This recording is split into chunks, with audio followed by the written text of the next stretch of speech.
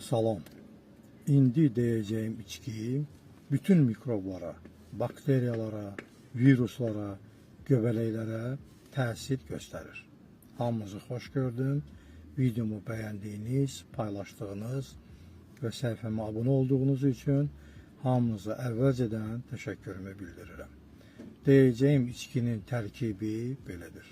15 diş sarımsaq, 4'te 1 stəkan zəncəfil, 4'te 1 stəkan bal, 100 ml alma sirkəsi, 1 stəkan su, 1 xörək qaşığı üyüdülmüş sarı kök, 2 xörək qaşığı zeytun yağı. Bütün bunları və bunlara əlavə olaraq 1 ədəd qabıqlı limonu blenderdə yaxşı qarışdırın və yarım litrelik bankaya, şüşə bankaya əlavə edin.